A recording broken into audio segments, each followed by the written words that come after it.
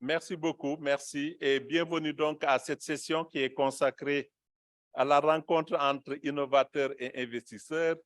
Je m'appelle Papa Salif Sow, je suis médecin, membre du comité scientifique du prix Galien et c'est un plaisir de co-présider cette session avec mon ami et collègue aussi, M. Daouda Sembène. Daouda. Merci beaucoup, Salif. Bonjour tout le monde. C'est un plaisir de vous avoir dans cette session consacrée à la jeunesse et à l'innovation dans la lutte contre les maladies non transmissibles. Donc, je m'appelle Daouda Sembène et j'ai l'honneur de co-présider cette session avec mon ami Salif. Je suis le CEO de Africatalyst, qui est un cabinet d'études et de conseils basé ici à Dakar et qui travaille sur les questions de développement. Donc, c'est un plaisir d'être avec vous et nous en profitons pour souhaiter la bienvenue à nos investisseurs qui sont avec nous. Et tout à l'heure, nous aurons aussi les innovateurs qui vont se joindre à nous. Salif. Merci beaucoup, Daouda. Merci. L'innovation, la recherche, extrêmement importante. Tout à l'heure, je donnerai la parole à nos investisseurs pour qu'ils se présentent et quelle institution elles représentent ici. Et je disais que cette session est importante parce qu'on parle de recherche, innovation, technologie. Depuis hier, on a appris que ces maladies non transmissibles, ce sont des maladies qui sont fréquentes. Ce sont des maladies qui tuent. Ce sont des maladies qui ont un lourd fardeau économique sur le plan individuel, sur le plan familial et sur le plan de la communauté. Et donc, il faut faire quelque chose et que le personnel médical seul ne peut pas résoudre ce problème-là. Il faut certainement des innovations, la multisectorialité des innovations pour arriver à améliorer l'accès aux soins, à améliorer tout ce qui se fait autour du domaine médical pour appuyer le médical et sauver des vies. Et ça va depuis le début du dépistage. Quelles sont les innovations qu'on peut faire en termes de dépistage? Quelles sont les innovations en termes d'accès aux médicaments, d'adhérence au traitement, la gestion digitalisée des données pour un meilleur suivi et monitoring de ces pathologies qui sont diverses et, comme je l'ai dit, qui tuent et qui ont un impact négatif sur le capital humain dans nos pays. Et c'est là toute la beauté de la recherche et de l'innovation qui nous permet, ici en Afrique, de raccourcir et surtout au niveau de la technologie et de pouvoir améliorer réellement ce qui se fait dans le domaine de la prise en charge globale de ces patients-là. Et aujourd'hui, on a la chance d'avoir des personnes qui ont beaucoup travaillé dans le domaine de l'innovation pour l'amélioration de l'accès à la prise en charge de toutes ces maladies non transmissibles. Donc, ce que je vais faire avant d'introduire les innovateurs, de demander aux investisseurs qui sont là de se présenter et de présenter en quelques mots l'institution qu'elle représente ici sur ce podium. Madame, je commence par vous. Merci beaucoup. Et, tout d'abord, merci beaucoup. Tout d'abord, je remercie Madame Awa Marical Sek pour nous inviter ici et pour ce programme très, très intéressant. Moi, je m'appelle Moini Bafsa. Je suis la directrice de stratégie de l'entreprise pour Grand Challenges Canada ou Grand Défi Canada. Nous sommes une plateforme d'innovation mondiale qui soutient les idées audacieuses ayant un impact social sur les défis sanitaires et humanitaires. Et nous finançons des innovations au stade de pilote ou prévu de conseil et également lors de leur transition à la grande échelle. Et donc, voilà, c'est mon introduction. Merci. Bonjour, je suis Ouma Sani, je suis la manager du Women Investment Club au Sénégal. Nous sommes une structure d'accompagnement et de financement dédiée aux femmes entrepreneurs. Donc, on accompagne donc, les entreprises créées et dirigées par des femmes à avoir un meilleur accès au financement. Et nous avons un fonds d'investissement, WIC Capital, qui investit en capital donc, dans des entreprises créées et dirigées par des femmes. Les projets que nous accompagnons ont déjà une certaine maturité, puisque pour nous, il s'agit vraiment de pouvoir soutenir des entreprises qui ont un réel potentiel de croissance et être sûr que notre accompagnement va leur servir sur la durée. Et un de nos critères est justement l'innovation. C'est vraiment de pouvoir accompagner des projets qui soit proposent des solutions nouvelles ou améliorent des solutions déjà existantes, avec bien sûr un focus sur les femmes. Donc, quand on sait que dans le domaine de la santé, les femmes sont très affectées et sont très vulnérables, nous, l'intérêt pour nous aujourd'hui d'être là, c'est justement de pouvoir découvrir des solutions qui vont améliorer l'accès au système de santé, aux médicaments, à l'information pour les femmes. Et donc, très heureuse d'être là aujourd'hui et impatiente de pouvoir découvrir tous ces nouveaux projets. Merci. Merci beaucoup, Madame Sani. Bonjour, je suis Madame Fatou Dianaba, la directrice du Bureau de mise à niveau des entreprises. Alors, permettez-moi tout d'abord de remercier le Forum Galien qui a bien voulu nous associer à cette activité. Je dois dire que c'est avec beaucoup de plaisir que nous sommes là donc, pour contribuer à donc, la réussite de cette action. Alors, le Bureau de mise à niveau, pour dire simple, le Bureau de mise à niveau est une structure de l'État du Sénégal qui a été mise en place pour accompagner les entreprises dans le secteur privé dans l'amélioration de sa compétitivité. Donc, nous accompagnons les entreprises dans divers secteurs d'activité. Et le motus vivendi, en tout cas pour nous, comment nous accompagnons ces entreprises, ce qui est important, c'est l'amélioration de la compétitivité. Et qui parle de compétitivité, l'un des facteurs clés de compétitivité, c'est bien entendu l'innovation. Donc, comment se différencier par rapport à la concurrence? Comment se différencier dans un secteur d'activité donné? C'est bien entendu, l'innovation joue un rôle principal, primordial. Et donc, nous sommes vraiment heureux d'être ici aujourd'hui pour voir comment des entreprises qui sont dans l'innovation et particulièrement dans l'innovation donc appliquée au domaine de la santé peut être un plus. Je serais donc enchantée de découvrir ces projets et de voir dans quelle mesure nous pourrions peut-être les accompagner. Je dois dire que l'accompagnement du bureau de mise à niveau, c'est un accompagnement technique, mais c'est également un accompagnement financier. Merci. Merci beaucoup, Madame. Merci beaucoup. Et nous avons un investisseur qui est en ligne, Monsieur Hatim Shiraibi. Oui, bonjour. Tout d'abord, vous remercier pour l'invitation. D'abord, le Forum Galien et bien sûr, Madame la Ministre Awa Michael Seck. C'est un plaisir d'être avec vous. Je suis présentement aux États-Unis, en Californie, à Palo Alto, et je suis dirigeant d'un accélérateur incubateur virtuel, Spire Advisory Group, qui est basé ici en Californie, mais qui travaille beaucoup en Afrique. On a notamment un projet avec une compagnie américaine dans la production de tests de prélèvement de tubes d'ADN ARN au Maroc, mais aussi on a travaillé sur un projet pilote de téléhealth, de téléconseil au Rwanda, qui a été en fait mandaté par une organisation ici en Californie qui s'appelle African Diaspora Network et qui a été en fait financé par la Gates Foundation. Donc, c'est juste un projet pilote. Mais l'idée pour nous, bien sûr, c'est qu'on voit un gros potentiel d'innovation en Afrique et donc c'est d'essayer de valoriser et de présenter cette innovation ici aux États-Unis, aux investisseurs américains. Et l'idée, bien sûr, c'est d'essayer de vraiment trouver l'innovation africaine pour l'Afrique. C'est-à-dire qu'on est conscient, et beaucoup d'investisseurs aux États-Unis sont conscients qu'il y a une sorte de dynamique d'innovation en Afrique. Personne ne comprend le continent africain, même au niveau de la santé, comme les Africains.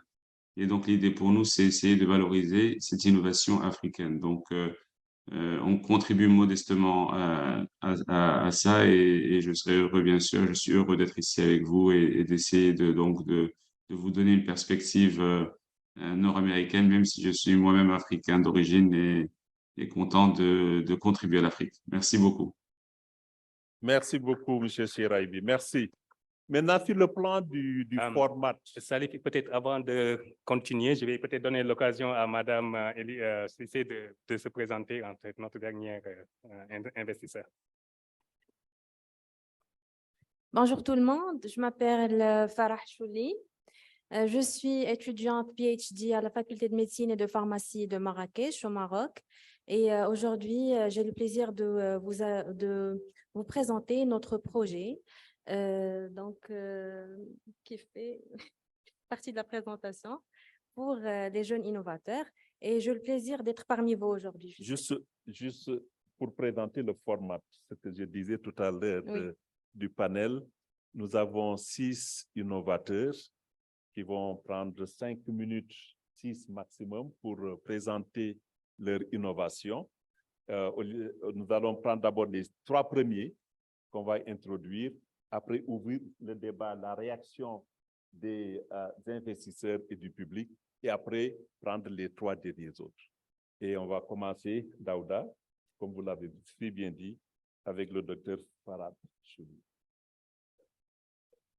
Tout à fait. Merci beaucoup donc d'avoir répondu à cet appel. Peut-être avant de continuer, je vraiment tiens à remercier et à féliciter le Forum Galien d'avoir vraiment organisé cette session qui est extrêmement importante parce qu'en fait, elle permet de mettre ensemble aussi bien les investisseurs que les innovateurs. Ça nous permet également d'écouter des innovateurs eux-mêmes, quels sont en fait les domaines dans lesquels ils ont apporté des innovations, mais aussi quels sont les défis auxquels ils sont confrontés. Je pense que c'est extrêmement important, mais après ça aussi, écouter les investisseurs pour aussi en fait réagir en fait à leur présentation. Donc sans plus tarder, nous allons commencer bien sûr, comme l'a dit tout à l'heure Salif, avec notre premier innovateur, c'est Dr Farah Chouli, qui est de l'Université de Marrakech. Donc, Dr Chouli, la parole est à vous. Donc, si vous pouvez présenter en fait vous-même ce que vous avez fait, les innovations que vous avez apportées, mais surtout aussi les défis auxquels vous êtes confrontés.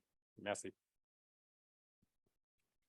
Ladies and gentlemen, today I will present our thesis project entitled Hana Maak, and which is an AI mobile health app for remote support and monitoring of breast cancer patients undergoing chemotherapy, a study carried out at the Mohammed VI University Hospital Center of Marrakech in Morocco. To introduce, breast cancer is the most common cancer in women worldwide, making it a major public health problem. It affects more than 35,000 people each year in Morocco. Therefore, considerable efforts have been made to keep up with global medical advances. Improved in screening and advances in early detection have led to a decrease in mortality and increase in survival rates, and improved medical treatment continues to transform breast cancer into a chronic disease.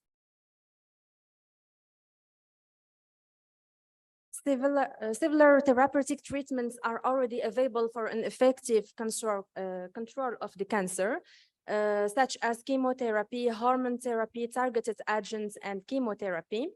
Our focus was on chemotherapy, which uses one or more anti-drug drugs to kill the dividing cancer cells and prevent recurrence.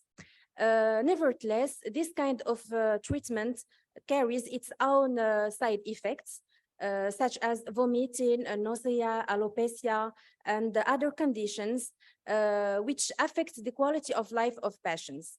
The following picture is the result of our first study describing the incidence of chemotherapy-related side effects in our patients in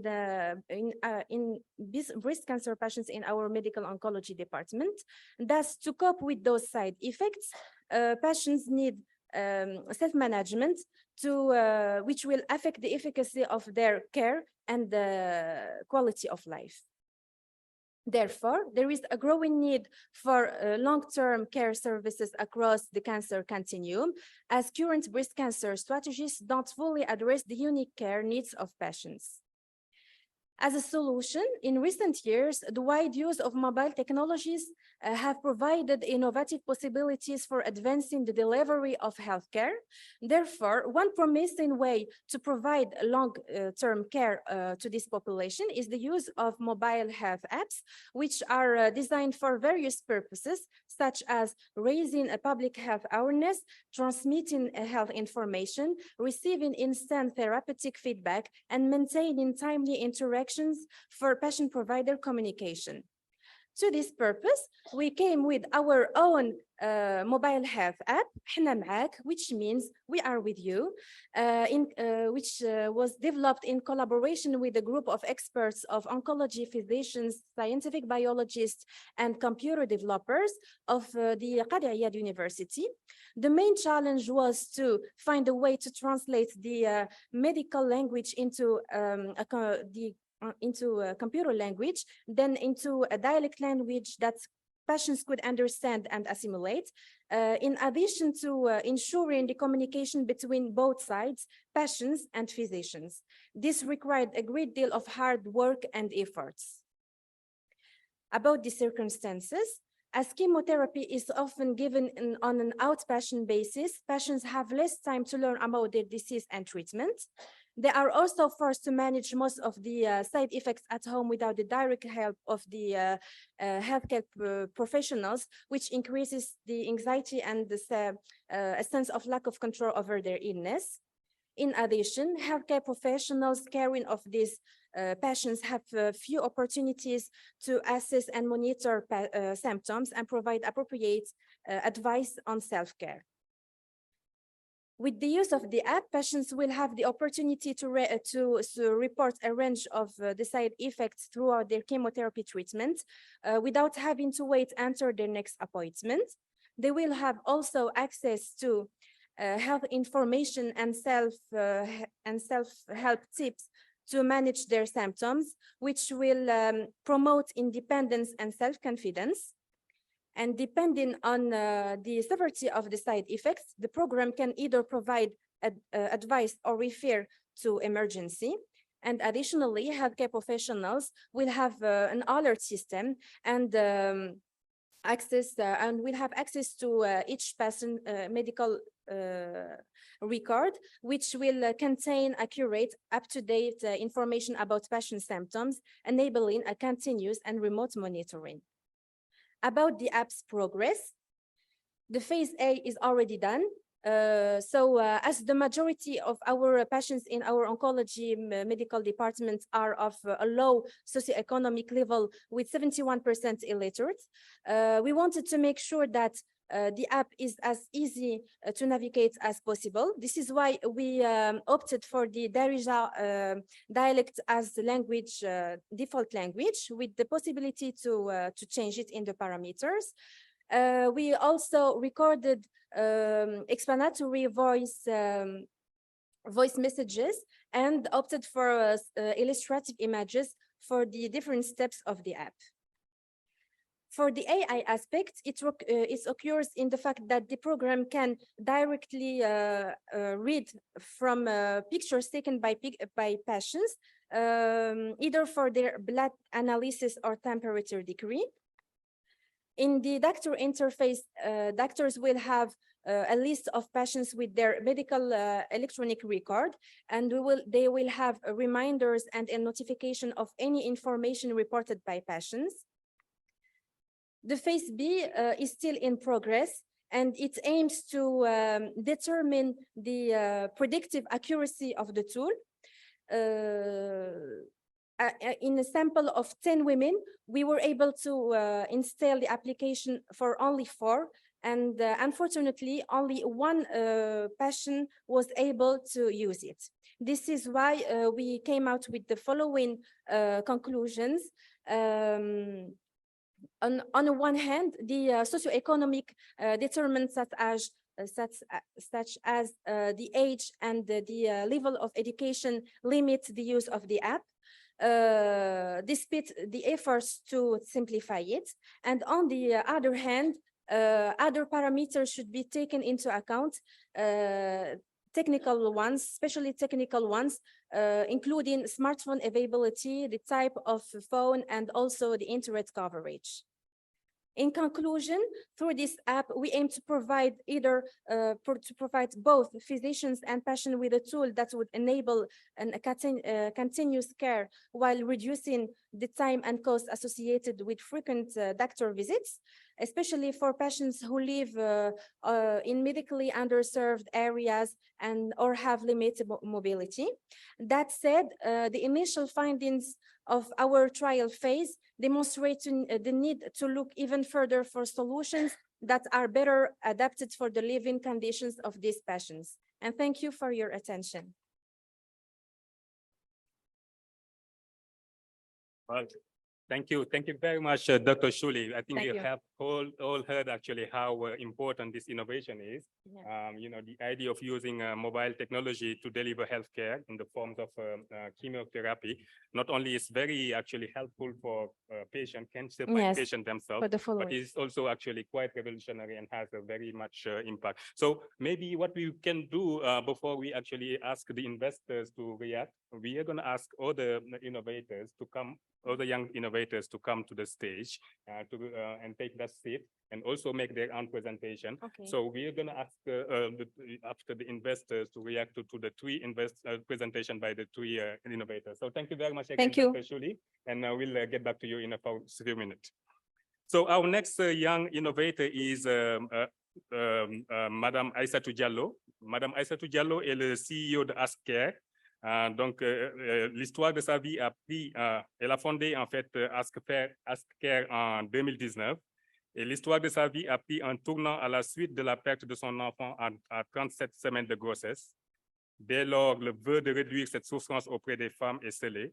Depuis, avec son équipe, elle œuvre d'arrache-pied à accompagner les structures sanitaires en milieu rural à acquérir des équipements nécessaires pour une prise en charge rapide. Réduire la précarité des soins en zone rurale est devenu le leitmotiv de sa vie. Sa curiosité intellectuelle l'a poussé à se réinscrire à l'université. Donc, Madame Diallo, bienvenue. Et merci beaucoup. Et vraiment, nous sommes tous curieux de savoir les domaines d'innovation dans lesquels travaille AskCare.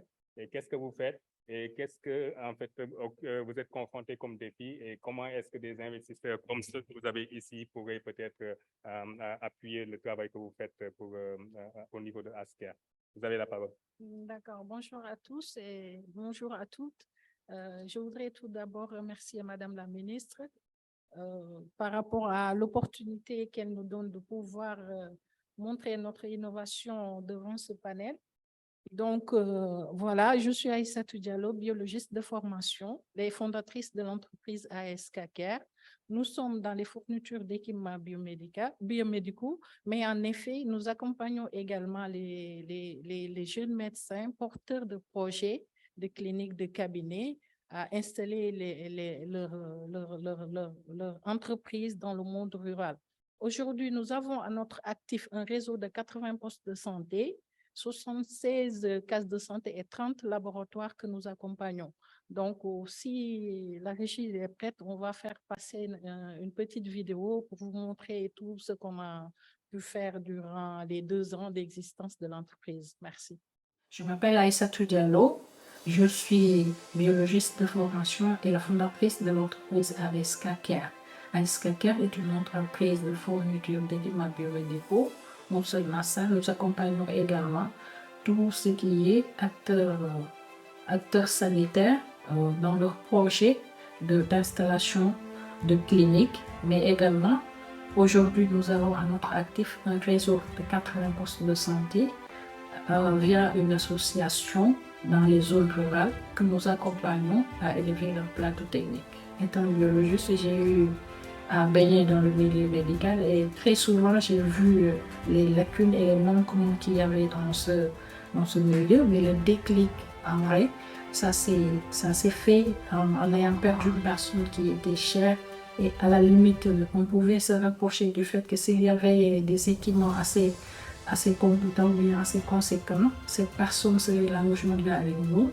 Donc au fond de nous, en voyant des femmes perdre leurs enfants, être victimes sur certaines maladies et certains jeunes aussi perdre la vie à cause de certaines maladies comme les AVC et autres, ça a créé un déclic sur nous et on s'est dit que tiens, il est temps que nous faisons le nécessaire, travailler en connivence et en collaboration avec certains acteurs qui étaient déjà dans le domaine et depuis lors, on essaie d'accompagner les structures sanitaires, que ce soit en zone rurale, surtout en zone rurale, parce que c'est ce qui nous tient à cœur, d'autant plus que dans le milieu rural, on note énormément de demandes concernant les équipements et que si on se réfère aux études qu'on a eu à faire dans le marché, on s'est rendu compte que même les agents de santé qui sont sur place, ils te disent qu'ils ont besoin de ces équipements parce que les salaires qui les concernent, ça découle des actes qu'ils effectuent et très souvent ils sont obligés de référer parce qu'il manque certains équipements. Non seulement ça aussi, durant notre étude de marché, on a eu à rencontrer beaucoup de jeunes médecins qui, à la limite, étaient au chômage. Et ces médecins, on les a poussés à vouloir entreprendre parce que pour nous, ça fait partie des objectifs de développement durable de permettre à un jeune qui a fini ses études pendant 7 ans en médecine de pouvoir gagner quelque chose pour garder sa dignité humaine. Donc à ces jeunes médecins, nous les accompagnons également à créer leur cabinet médical. Non seulement du début du projet, on est là avec eux. Pour les besoins, on les accompagne, on cherche tout ce qui est fournisseur dans le monde entier. Et nous nous efforçons à avoir les meilleurs équipements à un rapport qualité-prix. Et après cela aussi, c'est pas que ça s'arrête à s'équiper et à partir. Nous gérons tout ce qui est maintenance, mais également aussi pour le management de ces jeunes entreprises qui viennent de naître. On les aide à pouvoir progresser dans le temps.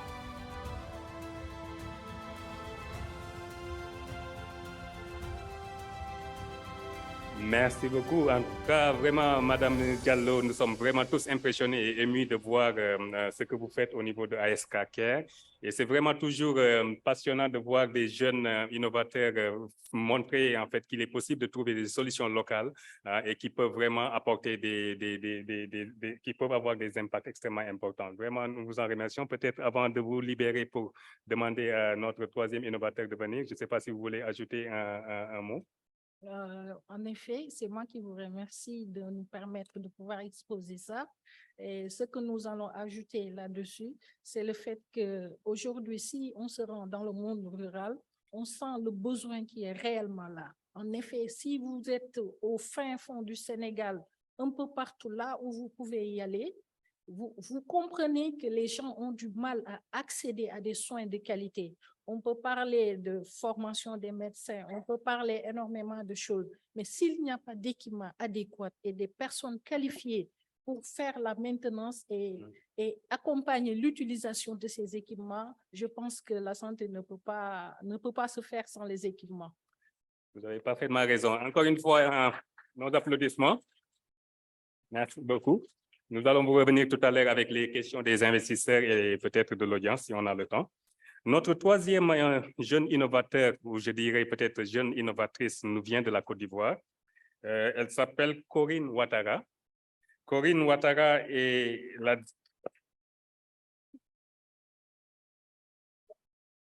Bienvenue, Madame Ouattara. Donc, Corinne Ouattara est la directrice générale de Pass Santé Mousso. Je n'ai pas votre bio avec vous, mais je vais vous laisser peut-être la parole pour expliquer ce que fait votre compagnie et comment est-ce que vous avez innové et quels sont les défis auxquels vous êtes confrontés dans votre travail quotidien. Vous avez la parole, Madame Ouattara. Alors, bonjour à tous, je suis Ouattara Corinne Maurice. Juste une biographie très rapide. J'ai une maîtrise en droit carrière entreprise et récemment, j'ai eu un diplôme en management système d'information santé justement pour mieux adresser ce que je propose aux populations et comprendre l'environnement médical. Je vais juste planter les décors pour comprendre un peu pourquoi est-ce que je suis arrivée à ce projet. C'est qu'en Côte d'Ivoire, nous avons 28 millions d'habitants. Ces 28 millions d'habitants nous dit que le taux de pénétration Internet est de plus de 126%. On a une jeunesse qui est relativement jeune, donc 70% de cette population a moins de 35 ans. Et pourtant, on a plus de 70% des décès aux urgences qui est dû à l'erreur médicale, le manque d'information. On a la nouvelle réforme hospitalière aujourd'hui qui est favorable à la e-santé, à la télémédecine et qui nous dit en son article 27 que tout citoyen doit avoir un dossier patient informatisé ou pas. Et donc, face à cela, il faut ajouter une histoire vécue, moi, donc épileptique, et qui le traînait cette affection pendant un moment. et le manque d'information. Donc, on va avancer. Donc, face à cela, nous avons mis en place le Pass Santé. Le Pass Santé, qu'est-ce que c'est? C'est un carnet de santé électronique qui est associé à donc une plateforme qui est web et mobile, donc qui est associé à un support. Ce support, il est soit un bijou, donc un bracelet ou un médaillon comme ceux que j'emporte, ou encore une carte, couplé à une plateforme qui est aussi web mobile que web. Qu'est-ce qu'elle contient? Elle contient les informations de premier secours, la carte d'identité médicale, le carnet, le dossier patient, pour permettre à ce que nous ayons à tout moment, 24 sur 24, nos informations. Pour preuve, je pense qu'on est tous ici, même si on est dans un environnement de médecin, personne n'a son carnet. Une crise ne prévient pas et quand ça arrive, il faut pouvoir vraiment assister le patient. Pour les professionnels de santé, c'est vraiment une plateforme de gestion sécurisée qu'on met à disposition pour un partage d'informations et une interconnexion entre médecins eux-mêmes. Ce projet est soutenu parce qu'on a une convention avec le ministère de la Santé qui est récemment renouvelée. On participe aujourd'hui, on a été intégré via le ministère au SIH qui est en train de mettre en place en Côte d'Ivoire, accompagné par le ministère de l'Économie qui a permis que nous puissions avoir notre agrément auprès du régulateur aujourd'hui. Pour pouvoir mieux nous déployer sur toute la Côte d'Ivoire, on a eu un partenariat avec la Poste qui nous permet de pouvoir adresser sur les 200, parce qu'il y a 200 bureaux de poste sur l'étendue du territoire aujourd'hui. Et à cela, nous avons mis à disposition nos API pour permettre qu'on puisse avoir accès à la téléconsultation simplement parce que les zones reculées ont besoin d'être rapprochées des acteurs de santé.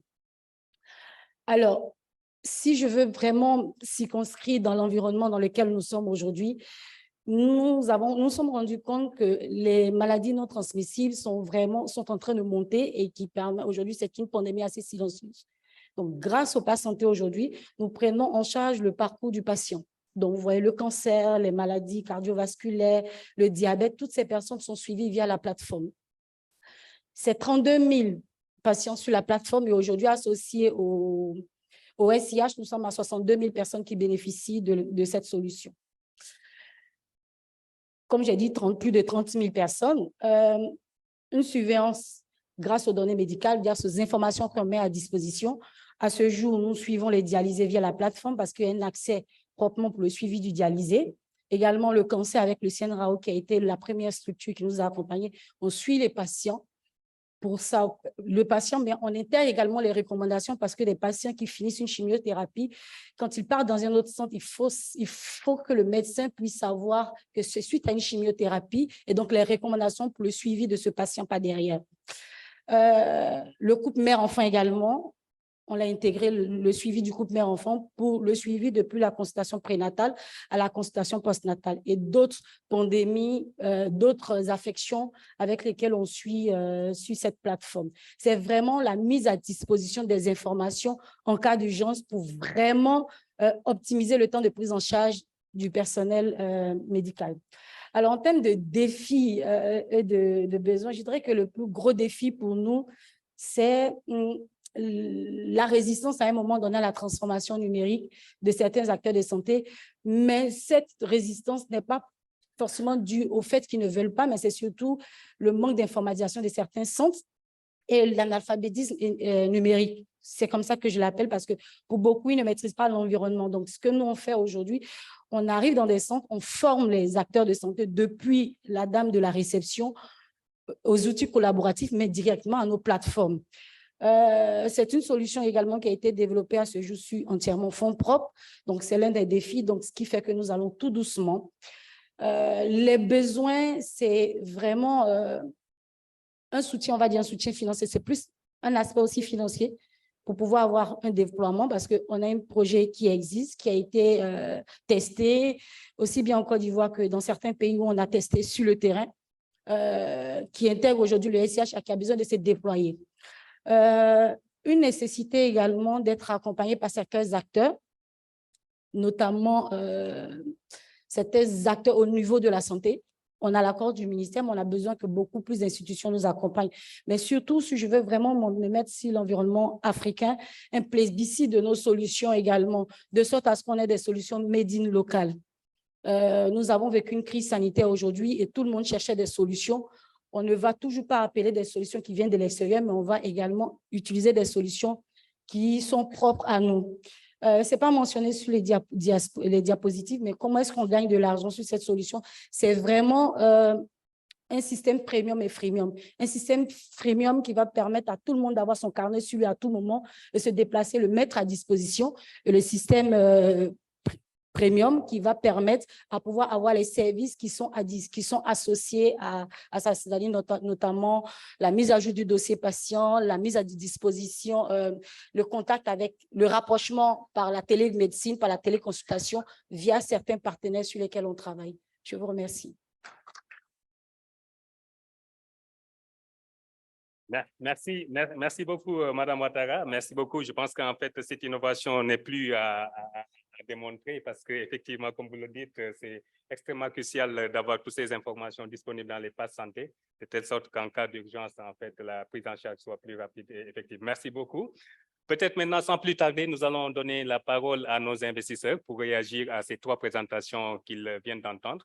Et une fois qu'on termine avec cette première série de questions, mon collègue Salif va appeler les 3 autres innovateurs pour présenter aussi leur travail et donner aussi l'occasion aux investisseurs de réagir. Donc peut-être je vais laisser la parole à qui veut la prendre parmi nos investisseurs pour réagir si vous avez des questions ou bien si vous faites des choses qui sont peut-être pertinentes en tout cas, au sein de vos organisations, des choses qui sont pertinentes par rapport aux présentations qui vous ont été faites. Et plus tard, à la fin, nous allons discuter comment est-ce qu'on peut peut-être identifier des perspectives de collaboration éventuelle. Là, vous avez entendu tout à l'heure Madame Ouattara dire qu'en fait, dans leur travail, ils sont en partenariat avec la Poste. La Poste n'est pas un acteur de la santé, mais quand même, il y a quand même des opportunités et des synergies qui sont disponibles en fait entre ces jeunes innovateurs et les institutions en fait de quelques domaines en tout cas qui se trouvent. Donc, je vais peut-être laisser la parole à... Allez-y, Madame, peut-être pour réagir.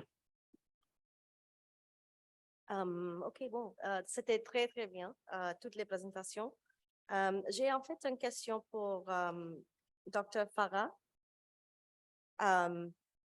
Maybe I'll ask it in English. I guess I'm wondering what is the business model around your innovation, or what are you thinking about in terms of the business model, as well as I'm really interested in knowing a little bit about whether you're like, what is the incentive for physicians to use the technology to track symptoms, and whether you have found in your pilot phase that there's an opportunity for task shifting to other health workers working in oncology who might be able to provide that kind of follow-up that your system provides a little more effectively. Oh, sorry. Thank you. Yeah, thank you very much. Maybe what we're going to do, we're going to take some other reaction from the investors before we come back for the answers. Vous voulez prendre la parole, madame?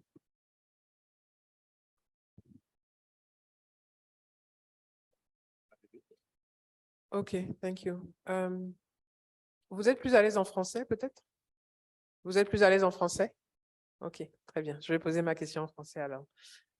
Bon, je rejoins un peu les questions qui ont été... La question qui a été posée juste avant, c'était de comprendre quel est le business model derrière et comment vous générez des revenus. Et surtout, qui sont vos clients, en fait? À qui est-ce que vous vous adressez? Est-ce que ce sont les hôpitaux qui achètent votre solution ou est-ce que ce sont les patients? La deuxième question, si ce sont les patients, quel est le coût pour eux d'avoir cette application? Et ensuite, vous avez testé sur 10 patientes. Est-ce que le test a été également fait du côté des médecins? Et quel a été le retour des médecins? Et peut-être une dernière question. Aujourd'hui, quels sont vos besoins, en fait? Donc, nous qui sommes là en tant qu'investisseurs, qu'est-ce que vous attendez de nous? Merci beaucoup, Ouma. Donc, on va peut-être aussi laisser la parole aux autres investisseurs. Et j'en profite aussi pour vous dire que vous pouvez aussi poser la question à tous les 3 innovateurs. Vous n'avez pas juste besoin de poser une question, en fait, à Farah, mais à tous les autres innovateurs. Comme ça, nous allons gagner du temps. Donc, peut-être, Ouma, si vous avez d'autres questions, vous pouvez ajouter. pour les autres innovateurs. OK, très bien. Alors, pour ASK Care, alors ça rejoint un peu, j'aimerais comprendre en fait le business model. Comment vous faites de l'argent, en fait? Comment vous gagnez de l'argent? Et surtout, quelle est la forme de votre entreprise? Est-ce que vous êtes juste une association ou est-ce que vous êtes une entreprise qui a pour objectif de générer des bénéfices? Et donc, comment, en fait, concrètement, comment est-ce que votre solution fonctionne?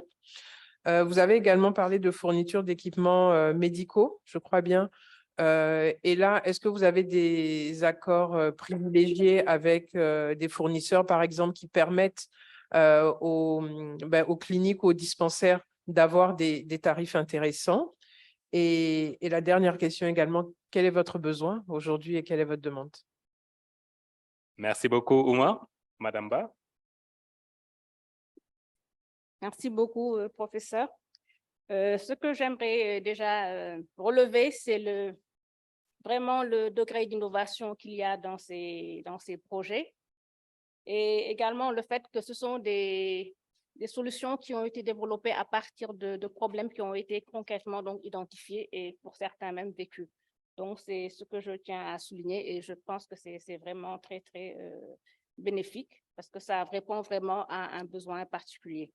Alors, une question que je poserai déjà à tous les porteurs de projets, c'est en quoi vous pensez que votre projet est innovant par rapport à ce qui a l'habitude d'être fait, mais également donc par rapport à votre secteur d'activité, votre milieu, est-ce qu'il y a eu déjà d'autres entreprises qui avaient déjà donc élaboré ce type de projet et comment ils s'en sortent?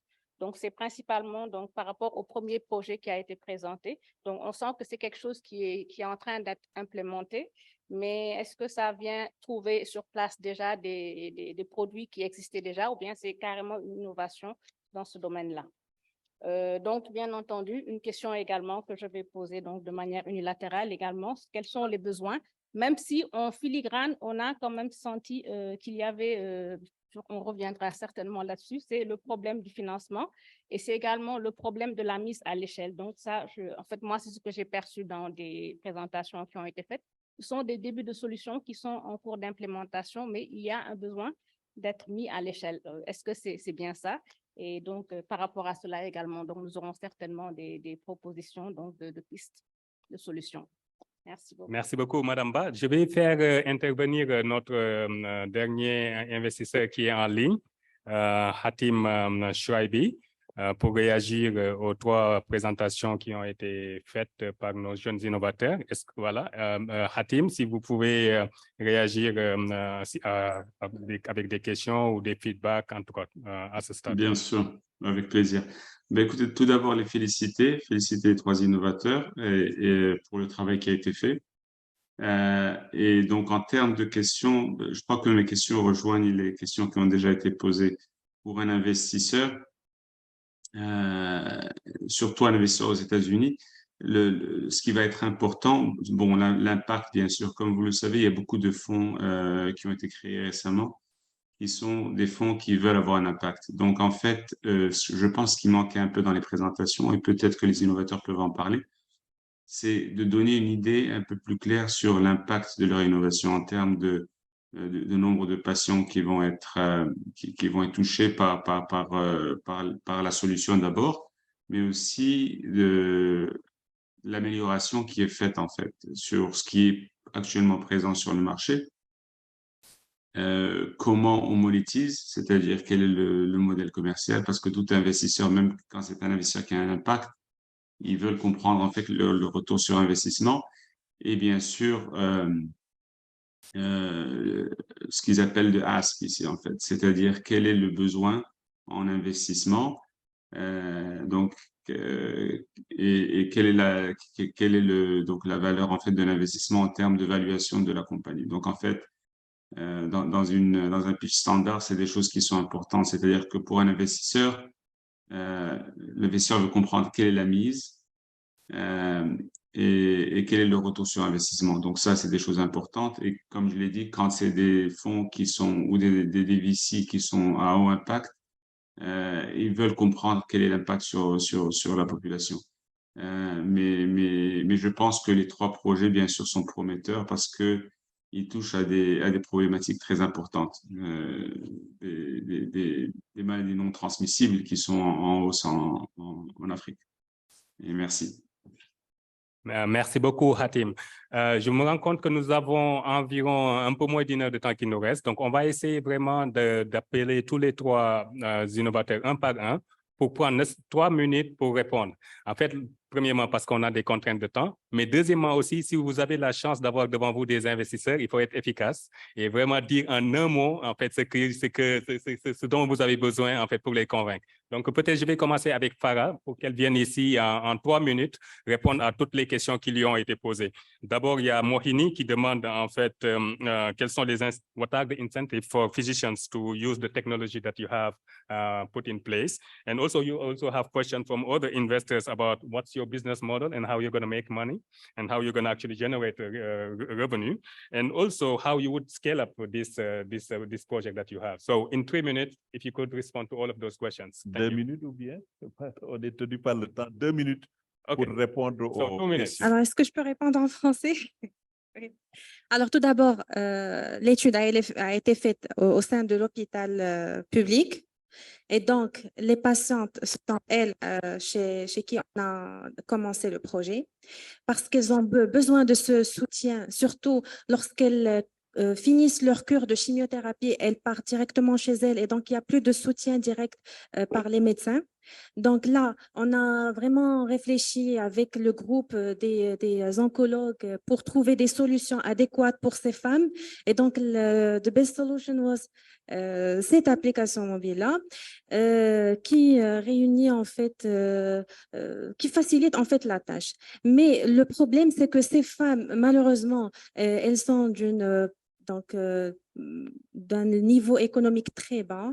Donc, mais même si on a déjà développé l'application et comme vous avez vu sur la présentation, nous avons au maximum la facilité avec des audios, avec le dialecte d'Arija et tout. Mais le souci qui reste, c'est que ces femmes, malgré tous ces efforts, elles n'arrivent pas à l'utiliser. Donc là, en ce qui concerne nos demandes, c'est premièrement donc avoir peut-être des téléphones portables mobiles qui peuvent les aider parce qu'ils n'ont vraiment pas de téléphone portable mobile, même si là on dit que oui c'est vrai, la nouvelle technologie, tout le monde a des téléphones, tout le monde a de l'internet, mais en réalité elles n'ont ni de téléphone ni internet chez elles. Elles sont analphabètes, elles ne peuvent pas lire et donc elles ont besoin également d'accompagnement. Et même si sur les 10 femmes que j'ai vues, parce que c'est moi en fait qui fais l'intermédiaire entre les médecins et les patients, sur les 10 femmes que j'ai vues en réalité, même si je leur montre comment travailler avec l'application et tout. Et une fois chez elles, elles oublient comment on fait. Et donc, elles ont recours généralement à WhatsApp parce que vu que c'est facile avec les messages vocaux et tout. Et voilà. Il vous reste 30 secondes. C'est bon? En tout cas, merci beaucoup. Merci beaucoup. Donc, on va appeler Madame Diallo, Aïssatou Diallo, pour venir répondre aux questions qui ont été posées, en fait, par rapport à ASK Care, par rapport à votre business model, votre forme juridique, comment est-ce que vous êtes profitable, mais aussi, en fait, comment est-ce que vous pouvez mettre à l'échelle votre invention. D'accord, ça ne sera pas très évident en 2 minutes, mais bon, on va faire le nécessaire.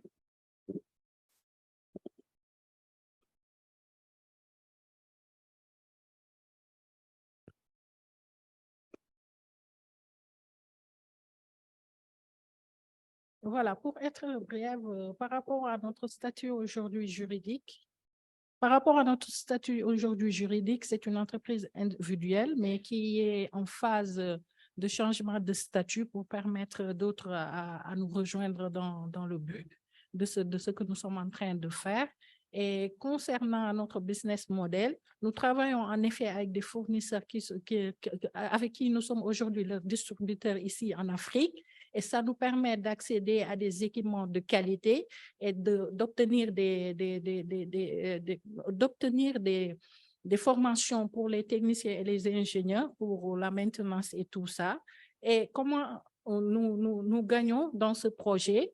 De un, déjà, si nous vendons les équipements, on a notre pourcentage. Non seulement ça aussi, derrière la vente des équipements, il y a les consommables que nous signons une exclusivité avec ces structures sanitaires et également aussi les contrats de maintenance. Et pour les jeunes médecins avec qui nous travaillons, que nous accompagnons, on a un part du capital par rapport à leur projet, parce que nous les accompagnons et tout ça. Aujourd'hui, par rapport à nos besoins, ce dont on a le plus besoin, c'est d'avoir un stock sur place par rapport aux équipements et aux consommables, parce que ce n'est pas évident de ne pas trouver ça très vite, de ne pas servir tout le monde, d'autant plus qu'on s'agrandit de plus en plus et les besoins sont énormes. Et non seulement ça aussi, puisque nous accompagnons les jeunes médecins et tout ça, nous attendons à être accompagnés par rapport à certaines formations et autres pour que l'entrepreneuriat dans ce domaine puisse être fructifié. Merci. Merci beaucoup. Donc, nous allons inviter Corinne Ouattara à venir répondre à ces questions. Il ne faut pas également oublier, en plus de la forme juridique et le business model, il ne faut pas oublier aussi la question de l'impact que Hatim a posé tout à l'heure, ainsi que les autres questions. J'en profite aussi pour dire que nous avons aussi parmi les investisseurs Dr Hiroyasu Isso. On vient de me dire qu'il est disponible en ligne. Il est le directeur de l'Institut de recherche sur les politiques de santé mondiale à Tokyo. Et nous allons le faire intervenir tout à l'heure lorsque Salif va prendre la parole avec les trois autres innovateurs qui vont passer tout à l'heure sur le podium. Merci beaucoup. Donc, Madame Ouattara, la parole est à vous. Allô? Alors, la question de savoir en quoi est-ce qu'il est innovant, déjà, il y a la mobilité, la portabilité du support, le support en lui-même. Avoir su soit à tout moment quelque chose qui puisse communiquer pour nous, déjà dans un premier point. Ensuite, dans un deuxième cas, il y a le fait que nous avons rendu la solution offline pour des fois où on a une absence de connectivité. Je vous donne l'exemple du qu'on peut aller dans une sorte où, même si c'est vrai que la Côte d'Ivoire est vraiment connectée, des interruptions peuvent arriver et on ne veut pas permettre que les populations, encore les acteurs de santé, n'aient pas accès à l'information. Donc, on a rendu cette solution vraiment offline pour pouvoir le permettre. On a intégré également à l'intérieur l'échange en langue locale pour la sensibilisation, surtout pour le couple mère-enfant, qu'elles puissent comprendre parce qu'elles ont du mal très souvent à se rappeler de tout ce qui est consultation prénatale et autres au sein de la solution. Donc, on a intégré toutes ces possibilités-là, leur permet de communiquer ensemble. Pour ce qui est de la concurrence, oui, il y a de la concurrence, puisqu'on est en pleine explosion aujourd'hui. Il y a des solutions qui sont similaires un peu partout. Ce qu'on a eu à faire, nous, pour pouvoir se démarquer, c'est qu'on a vraiment voulu intégrer, c'est-à-dire l'objet connecté, en intégrant plusieurs supports à l'intérieur, allier l'utilité à l'esthétisme, parce que vous allez me poser la question. Vous voyez, par exemple, ce que je porte là. Il est plus aisé, mais il est en perle, mais il est vraiment local. Mais c'est pourtant que j'ai connecté mon carnet à l'intérieur dessus, qui puisse me faire assister. Donc, on a essayé vraiment de pouvoir se démarquer en s'adaptant aux réalités locales, environnement mondial, mais environnement africain également. Qui sont nos clients? Nos clients, il y a des individus, il y a les corporés, donc les cliniques, les assurances, qui utilisent nos solutions. Donc, vous comprenez qu'au-delà de la vente du support, il y a les abonnements pour des assurances, pour les cliniques qui travaillent avec nous chaque année. Merci beaucoup, Corinne. Merci à tous les trois innovateurs. Sans plus tarder, je vais laisser la parole à Salif pour la suite des présentations. Merci beaucoup, Daouda. On avance bien et c'est extrêmement riche. On a tellement envie d'écouter les innovateurs et aussi les investisseurs par rapport à tout ce qui est en train de se faire pour améliorer l'accès à ces maladies qui tuent nos populations et qui sont très fréquentes. Avant de continuer avec les trois autres qui nous restent, nous avons un investisseur qui est en ligne depuis Tokyo, le Dr Isso, directeur de l'Institut de recherche sur les politiques de santé à Tokyo. Monsieur, est-ce que vous pouvez vous présenter et en quelques mots dire qu'est-ce que vous apportez aux innovateurs dans le domaine des maladies non transmissibles? À vous, s'il vous plaît. Okay, thank you very much, Chairman, and good afternoon, everyone. I'm Hiroyasu Iso from NCGM in Japan, and let me show you my experience, research experience, and prevention strategy in Japan. And you know, as the chairman asked me prior, and what's two questions? One question is why Japanese achieve such a long longevity during the past half century, and this you know is life expectancy is top in the world, and so what's the factor for especially diet? Because I think it's you may understand what's disease profile, a change of disease profile in Japan. In 1960, we have you know is most highest mortality from stroke in the world, but in the lowest mortality from ischemic heart disease. There's a you know contrasting difference, you know. And the Western countries, you know, vice versa, you know, 1960, relatively low stroke rate, very high stroke in the United States and Finland and other UK and other European countries.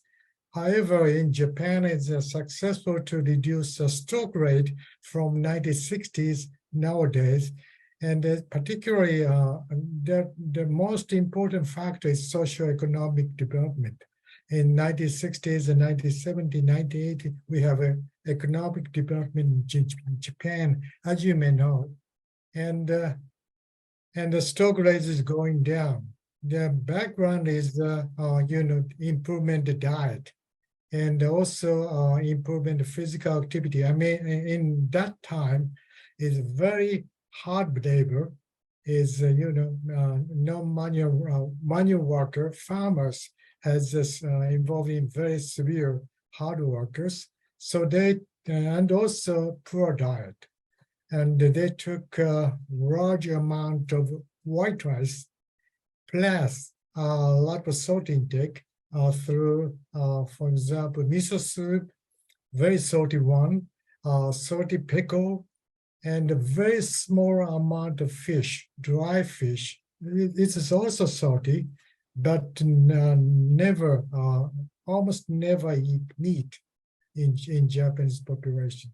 So, you know, is that in result is, you know, as for example, middle-aged men at that time, salt intake of 20 grams per day is extremely high, and the protein intake is low, especially animal protein, because meat, they didn't eat meat.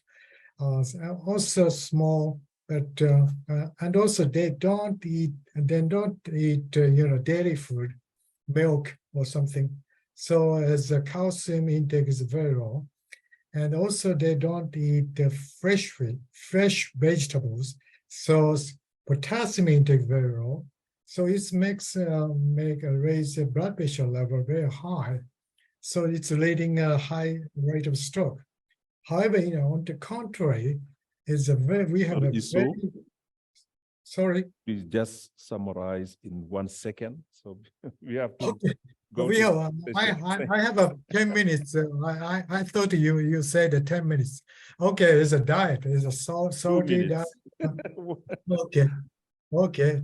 Okay, I'm summing up, and prevention strategy is very important. Is we have a very successful screening system is a blood pressure screening, and also some blood chemicals, blood sugar or something, blood cholesterol. So as and you know that Dr. Noda, Shinichiro Noda has initiated as a JICA project from here 2023 through 2034. He consult you know, related workers about how to deal with combat screening high risk personnel in African people, and to go leading to the, you know, to clinic to initiating medication. So such a system is very important. Okay, so secondary prevention is very important right now. Then primary prevention, third prevention is important, so on. Okay, that's it. Thank you so much, Dr. Risso. Arigato gozaimashita. Nous allons continuer avec la deuxième tranche des 3 derniers que je vais introduire et après le co-chair, mon ami Daouda, va conclure. Monsieur Amara Diawara, il est cofondateur et CEO d'Africare de la Guinée. Il est titulaire d'un master en économie de la santé et d'un master en santé publique. Il est aussi entrepreneur. Il a une pratique en France et en Guinée et aujourd'hui, M. Amara Diawara va partager avec nous son innovation. M. Diawara, vous avez 5-6 minutes maximum. OK. Merci. Permettez-moi d'abord de remercier le professeur pour l'invitation, de nous avoir donné l'opportunité de participer au forum et de présenter nos innovations. Je vais me présenter, moi c'est Dr Diawara Amara, je suis médecin de formation de santé publique et je suis le cofondateur de la plateforme Africare. Africare, c'est une plateforme de gestion des consultations, de prise de rendez-vous en ligne, d'aide à la prescription et de téléconsultation à destination des professionnels de santé et des patients en Afrique. Depuis la création d'Africare en 2020, on a essayé de travailler dans le Grand Conakry. On a formé plus de 600 professionnels de santé sur l'utilisation des outils du numérique parce qu'on s'est rendu compte de la difficulté par rapport à l'appropriation de ces outils par les professionnels de santé en Guinée. C'était le manque de formation sur les outils du numérique. Et donc, du coup, on a essayé de travailler en collaboration avec les sociétés savantes comme l'Association guinéenne des pédiatres, parce qu'il y avait beaucoup de demandes de pédiatres sur la plateforme. On a créé un annuaire santé en ligne pour les professionnels de santé en Guinée, parce qu'il y avait un manque de visibilité par rapport à l'offre de soins. Et parce qu'on est dans un pays où quand vous avez besoin de professionnels de santé, vous devez passer nécessairement par un professionnel de santé qui va faire la mise en relation. Et donc, on s'est dit, ça, c'est pas possible. Il faut que les gens, les patients, les usagers du système de santé guinéen puissent avoir une visibilité sur les prescripteurs, les offreurs de soins. Et donc, du coup, on a travaillé sur ça. Et aujourd'hui, c'est quelque chose qui est effectif en Guinée. Donc, on a ces 4 services. On s'est attaqué aussi aux faux médicaments. C'est pour cela qu'on a fait un logiciel d'aide à la prescription pour lutter contre les faux médicaments, les interactions médicamenteuses et la conciliation médicamenteuse dans nos CHU. Parce que c'est très important. Aujourd'hui, il y a un manque d'information des médecins, à la fois cliniciens, des médecins de ville, par rapport à l'accès à l'information sur le médicament. Et donc, grâce à notre plateforme, vous avez la possibilité de pouvoir détecter les effets indésirables, les interactions médicamenteuses, mais aussi d'avoir la monographie du médicament qui va vous permettre d'avoir quelle est la pharmacocinétique, la pharmacodynamique du médicament que vous utilisez, que vous prescrivez sur vos patients. Mais en dehors de ça, aujourd'hui, on a essayé de travailler après 3 ans d'existence sur tout ce qui est par exemple, des soins à domicile. Parce qu'on a vu qu'à Conakry, le déplacement est très difficile. Il y a beaucoup de bouchons, il n'y a pas assez de routes et qu'il y a beaucoup de gens qui renoncent aux soins parce qu'ils ont du mal à aller dans les hôpitaux. Donc, on a mené une réflexion dans l'équipe médicale pour dire qu'il faut recruter des infirmières et des sages-femmes qui vont aller au domicile des patients pour les suivre. Et donc, aujourd'hui, on a plus de 300 infirmières et 200 sages-femmes qu'on a formé pendant 3 mois aux outils du numérique, qui utilisent la plateforme, qui vont dans les familles pour essayer de suivre les gens à travers les outils digitaux. Et les cibles par rapport à tout ce que nous faisons, aujourd'hui, on a plus de 1000 et quelques patients sur la plateforme. On a des partenariats en cours avec Orange Guinée qui veut généraliser la solution partout en Guinée, parce qu'on a approché Orange, la difficulté qu'on avait, c'est qu'on avait un outil qui ne pouvait pas marcher sans Internet. Et donc, le retour d'expérience des professionnels de santé nous ont permis de pouvoir travailler sur un logiciel en offline. C'est-à-dire que dès que vous n'avez pas la connexion, vous pouvez continuer à travailler dedans pour éviter qu'il y ait des taux de renoncement des professionnels de santé sur la plateforme. Et aujourd'hui, on a plus de 60 cliniques qui travaillent avec nous dans les grands qu'on a créés. Et par manque de moyens, on n'est pas encore arrivé en province, mais on attend de sceller le partenariat avec Orange qui va nous mettre les moyens pour aller. Et en dehors de ça, Orange nous a permis d'avoir un centre de régulation médicale des soins non programmés. C'est-à-dire qu'on ne fait pas de l'urgence médicale, mais on essaie d'orienter les gens dans les parcours de soins. C'est-à-dire des personnes qui ont des difficultés pour accéder à un spécialiste vont passer par le centre pour que nous, on leur réserve des créneaux pour pouvoir accéder à un spécialiste. En termes de perspective, par rapport à ce par rapport au terme du jour, les maladies chroniques, les maladies cardiovasculaires, nous, on est en train de travailler avec notre équipe médicale pour mettre en place ce qu'ils appellent des programmes de maintenance de santé. Vous savez, aujourd'hui, c'est très difficile pour chacun de nous de ne pas faire la maintenance de sa voiture. Mais on n'arrive pas à faire la maintenance de notre propre santé. Donc, on essaie de mettre en place des programmes de maintenance de santé qui va être basé sur un contrat d'assurance entre les usagers du système et africains. Et nous, on va édicter des programmes d'alimentation équilibrée, de gestion du stress, d'exercice et aussi de méditation pour essayer de conseiller les gens pour être à terre de leur propre santé. Donc, c'était des éléments qu'on a en perspective. On a aussi actuellement en train de conduire un projet en Guinée de l'échographie portable. Et la semaine dernière, on a testé à l'Institut de néonatologie de Guinée. On a eu à détecter 5 cas de cardiopathie congénitale. Et donc, on a réussi à sauver ces enfants par notre échographie portable. Donc, aujourd'hui, c'est une équipe complémentaire. On a des médecins, des ingénieurs, des gens qui font du marketing. En tout, on est une 50aine de personnes aujourd'hui qui travaillent à Conakry pour essayer d'améliorer l'accès aux soins. Donc, si vous avez des questions, je suis à votre disposition. Je vous remercie. Merci beaucoup, Dr Diawara Amara. C'est encore un autre exemple de l'utilisation du numérique dans le domaine de la santé qui permet d'améliorer ce que nous sommes en train de faire, la prescription des ordonnances et aussi, surtout, l'étude d'aide au diagnostic, qui est un élément important de l'utilisation de la technologie. Merci beaucoup, Dr Amara. Nous continuons et je voulais appeler le second, c'est Ahmed Taoufik Saleh, qui est cofondateur et CEO de Otida. Il nous vient d'Égypte. Monsieur Ahmed, vous avez 5 à 6 minutes maximum. So hello everyone. So good day everyone. I'm Ahmed Tawfiq, co-founder of Otida. I'm joined in the audience with Dr. Ines Abdelwahed. She's part of our founding team, and she's the director of medical operations and quality assurance. Otida is a digital health startup offering lifestyle modification programs that are tailored for people living with type 2 diabetes.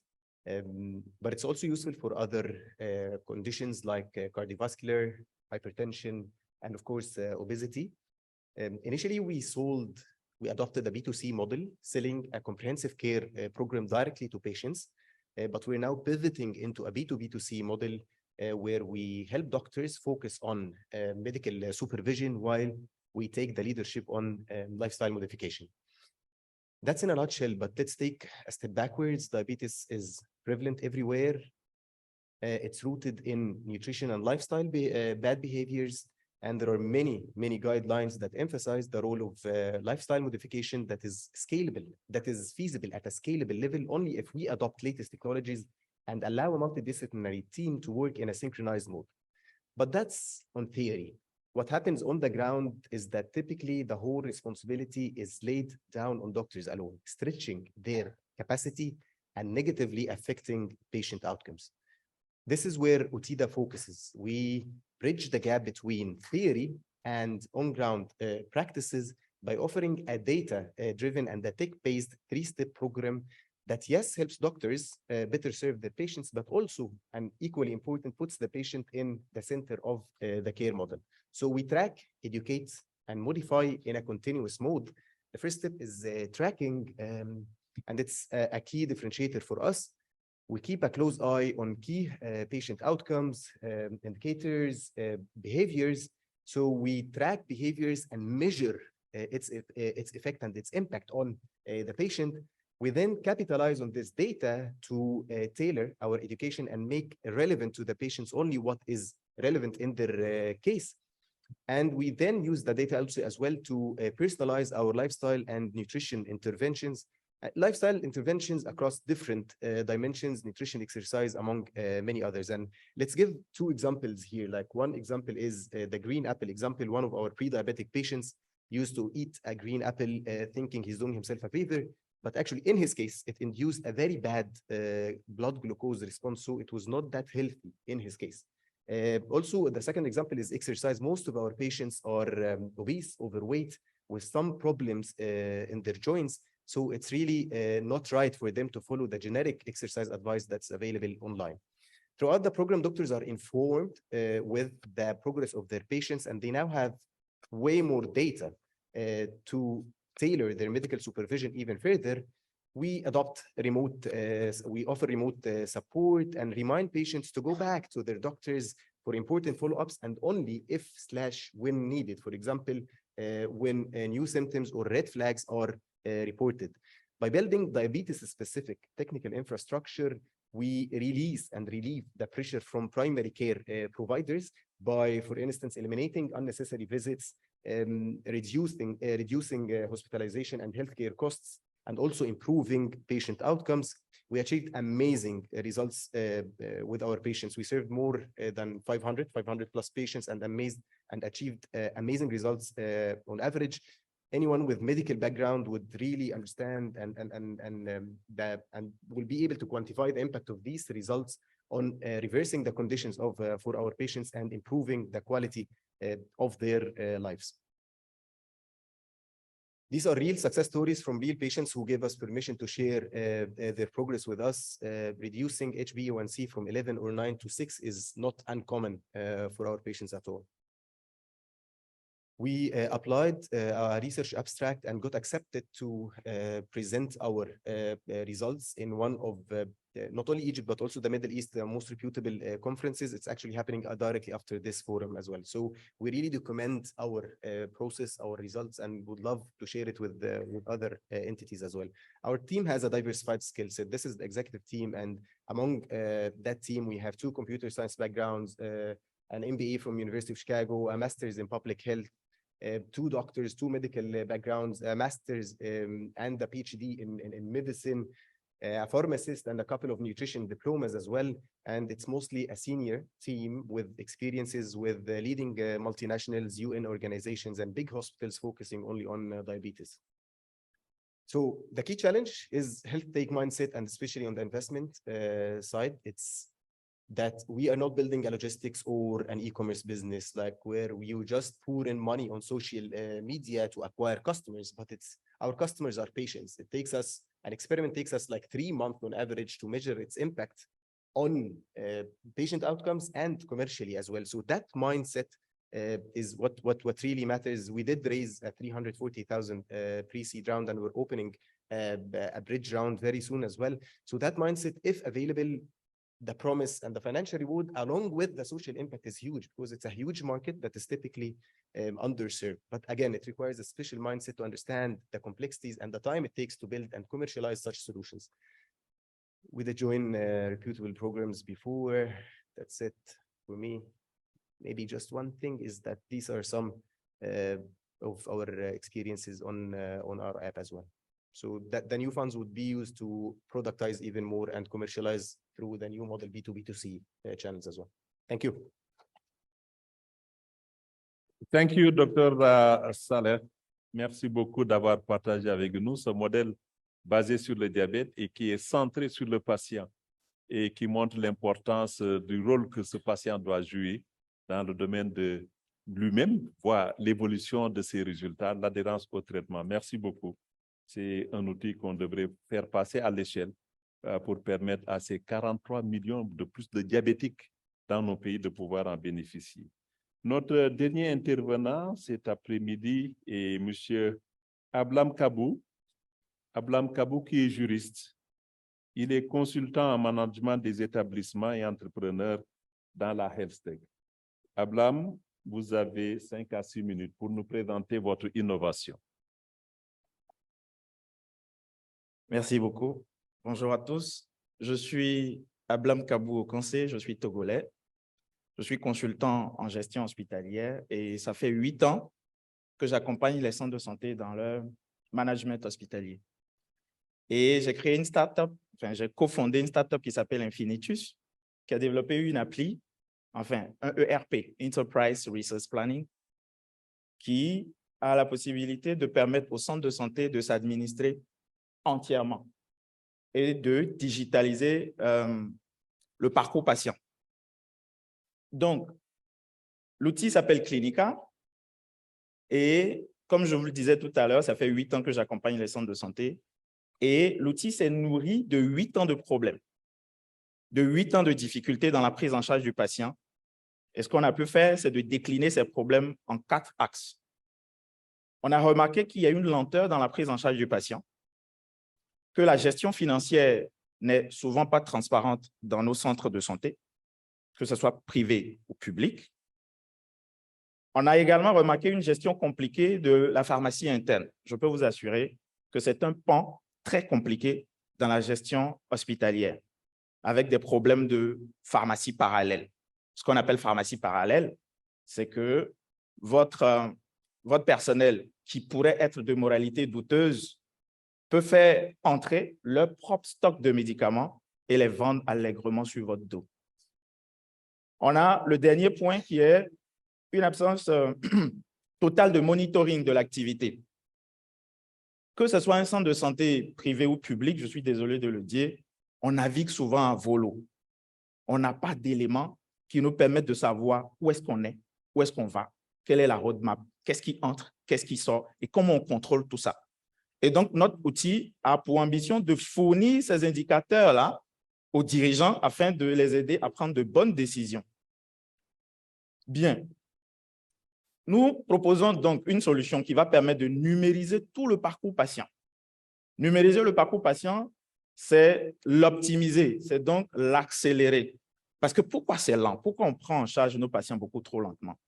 C'est parce que les acteurs qui interviennent sur cette chaîne de prise en charge font leurs tâches de façon dématérialisée. Il y a beaucoup d'utilisation de papier. Et donc, il n'y a pas cette intercommunication automatisée entre ces éléments qui prennent en charge le patient pour pouvoir accélérer la chose. Ensuite, deuxième point, c'est garantir une gestion saine et transparente des centres de santé, que ce soit privé ou public, je continue de le dire. Fournir aux dirigeants des indicateurs importants d'aide à la décision. Et le quatrième point est la création des interopérabilités. Et vous allez comprendre pourquoi.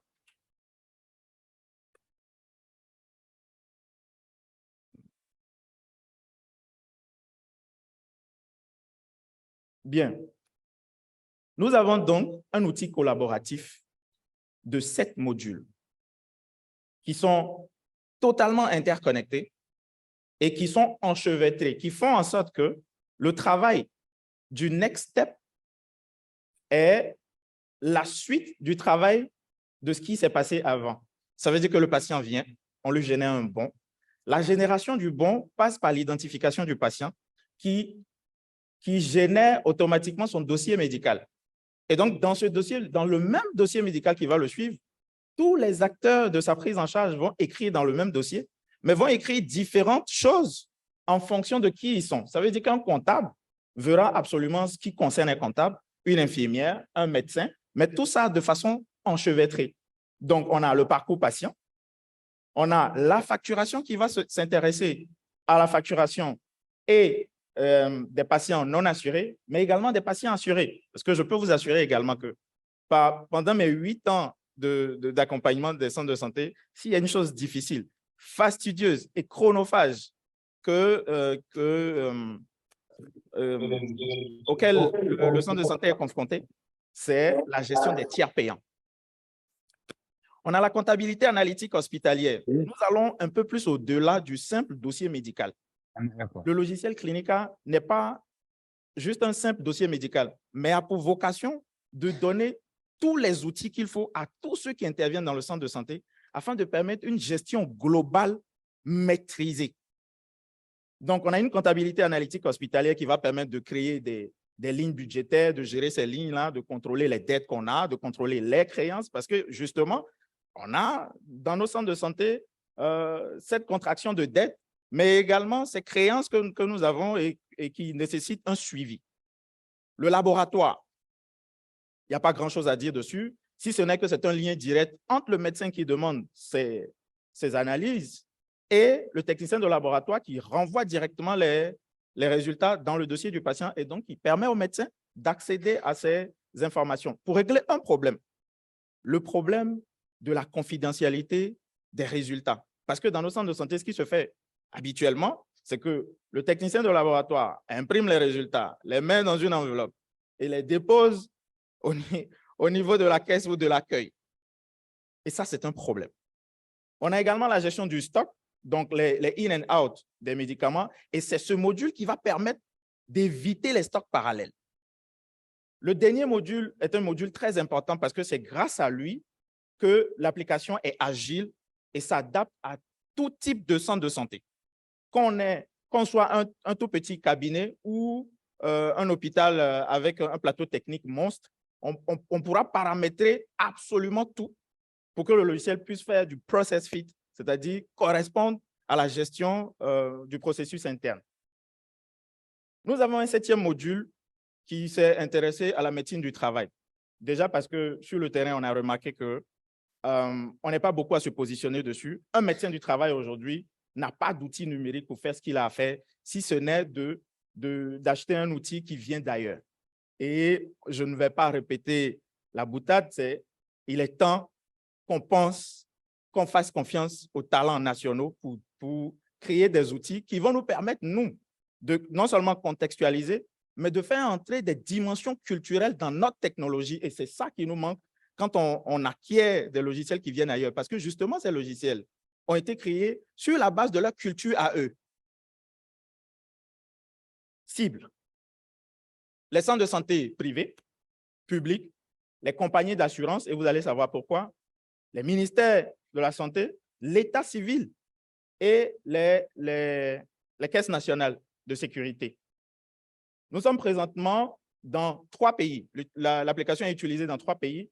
Et le Maroc, on est actuellement en pénétration du marché avec les négociations qui sont en cours avec un intégrateur pour attaquer le marché marocain. Nous avons 3 projets en développement.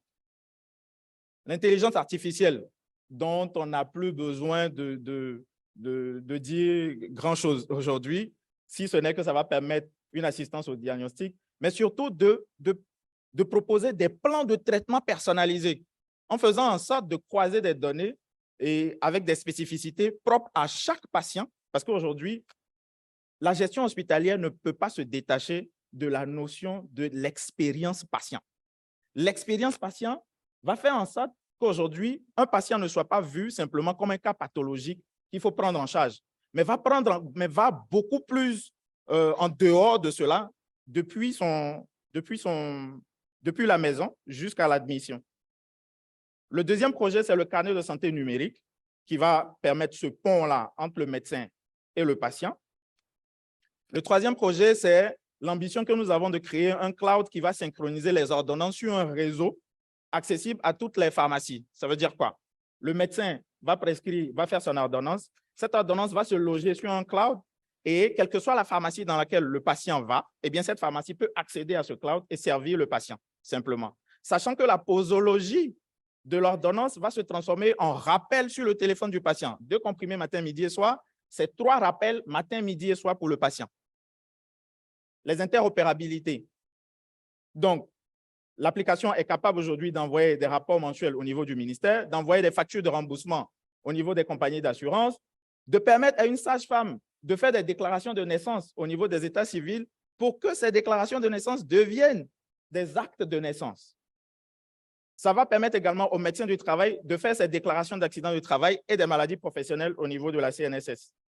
Le business model, nous en avons 2, le lifetime et le pay-as-you-go, qui fait que voilà, le pay-as-you-go est beaucoup plus flexible pour nos clients qui nous reverse 200 francs par nouvelle consultation.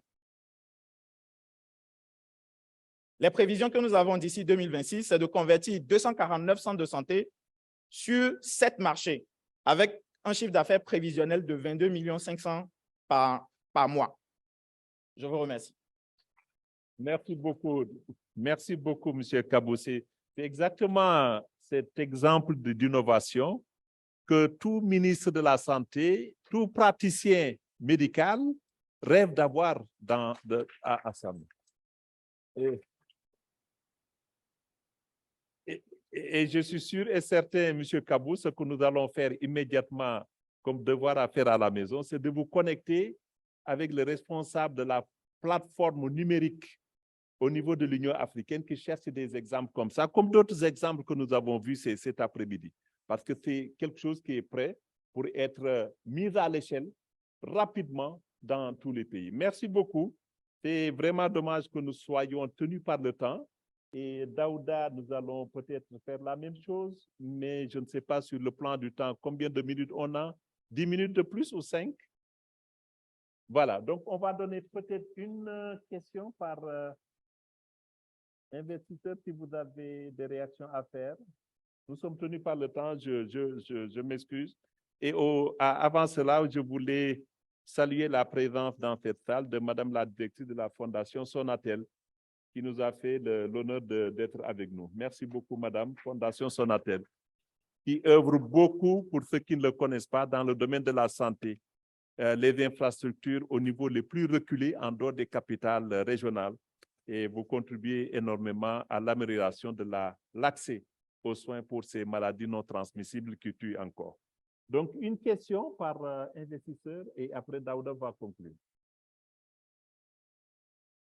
Ou bien tout est clair? Je peux me lancer. May I have a comment?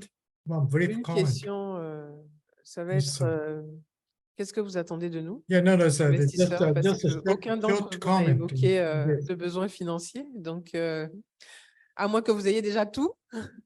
Mais voilà, en fait, quels sont vos besoins actuellement et de quoi vous avez besoin pour justement permettre à vos solutions de passer à l'échelle? Et une question spécifique à Clinica.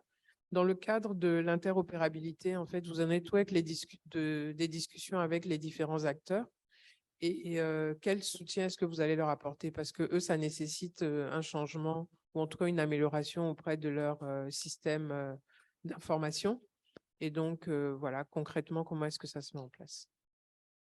Merci. Merci beaucoup, Madame. S'il n'y a pas d'autres questions. Oui, allez-y. Bon, j'ai une question par rapport, parce que toutes les innovations étaient innovations santé numérique dans plusieurs pays. Donc, je me demande comment est-ce que l'environnement politique, comme les stratégies nationales santé digitale évoluent dans votre pays pour supporter votre ambitieux de mettre votre solution à l'échelle. Merci. Oui. Samba, c'est bon, on continue. On a combien de minutes de plus? 5 minutes. 20 minutes. Allez-y, M. Ndoye, vous voulez poser une question? Allez-y, oui.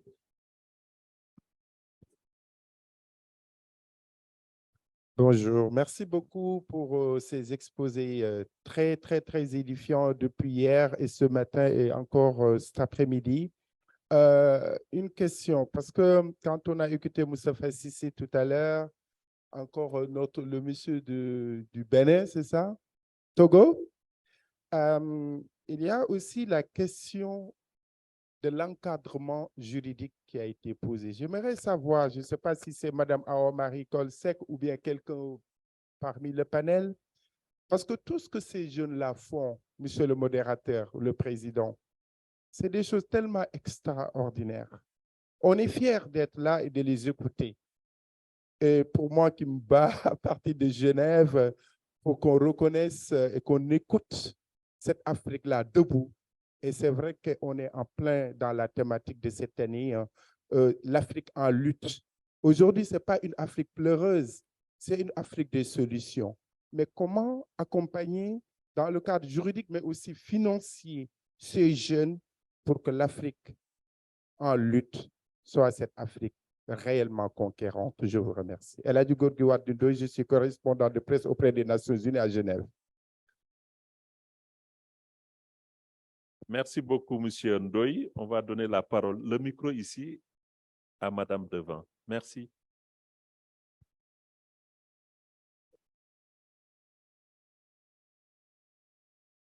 Bonjour, je suis Juliette Bouchamaoui, je suis chef d'entreprise. J'étais la présidente du patronat tunisien et je suis, comme l'a bien précisé Madame la ministre, je suis prix Nobel de la paix 2015 tunisien. D'ailleurs, c'est une bonne nouvelle aujourd'hui. Il y a eu l'annonce des prix Nobel de la chimie. Il y a 3 lauréats et un de lauréats, c'est un Tunisien d'origine tunisienne qui vit aux États-Unis. Donc, moi, ça me fait un grand plaisir aussi d'avoir toujours des Africains qui sont… oui, ça fait très plaisir et ça m'honore en tant qu'Africaine. Donc, j'ai cette formation professionnelle en tant que chef d'entreprise. J'ai été éblouie, très contente d'avoir écouté ces jeunes qui sont très dynamiques, des jeunes qui ont beaucoup d'idées et ça me rassure quant à l'avenir de la Tunisie. Désolée, Madame la ministre, je vous donne… Je vais parler de ce côté-là, comme ça, je vous donne… Oui. Question de protocole. C'est ma déformation professionnelle en tant que chef d'entreprise.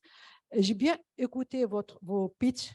J'aurais souhaité, si vous me permettez, je suis plus âgée que vous, j'ai peut-être un peu d'expérience.